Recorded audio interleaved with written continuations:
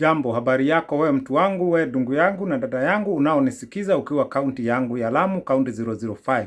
Mimi ndio JM Gakonga, ni mie wako JM Gakonga, na ninataka kuwasiliana na wewe kuhusu jambo moja tu leo. Ninataka kuzungumzia kuhusu hii soko ambayo inaambiwa ijengwe Mpeketoni.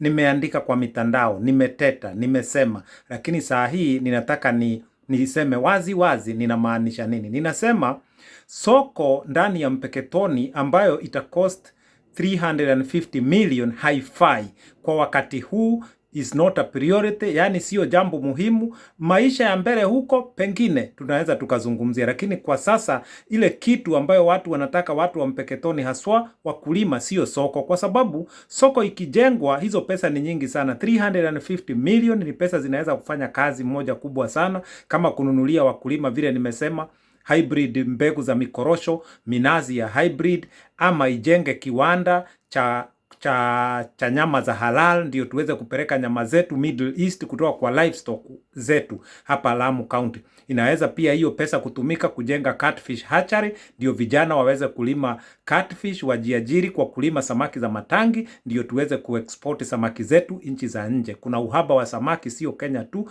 lakini nchi nzima. Now, hizi pesa pia zinaweza kutumika kutengeza cages za samaki za mahali kama Moa, ile Lake Moa, watu wa Moa wasaidike, tufanye cages za catfish, walime samaki hapo.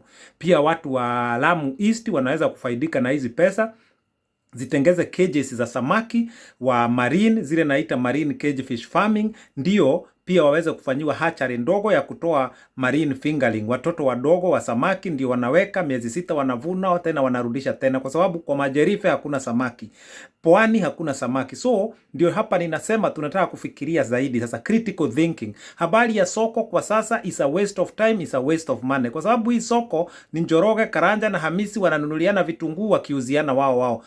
Nimesema Lamu watu wengi haswa Mpeketoni sote ni wakulima. Sasa tukitengeneza soko ambayo itauza mali ya wakulima, tunauziana sisi kwa sisi for what? Na huko manyumbani hata tunanunuliana. We don't need a big market right now in Mpeketoni. Ndugu zangu na dada zangu, nieleweni.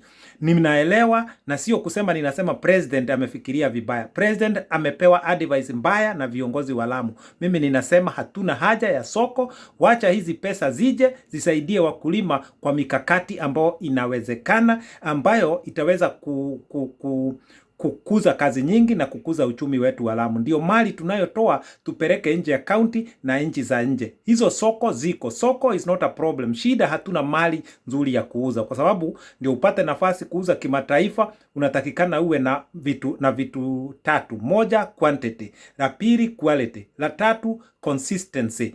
Usipewe shelf supermarket Jerumani ama England, ukiuza wiki moja unasema korosho zimeisha, ama madafu, ama ufuta. This is what I'm talking about. Lakini hatuwezi kufanya anything without a vision, is a waste of time. Ndio umesikia mimi yale mambo ninasema, ukulima wa samaki, ukulima wa minazi, ukulima wa mikorosho, it all goes back to vision. Tuanzie na vision, alafu tutakuja kusaidiwa. Pesa zitapatikana za kuimplement, but without a vision we are going nowhere. Viongozi wa Lamu, peeni president the right advice. Soko Mpeketoni haifai na haifai. Asanteni.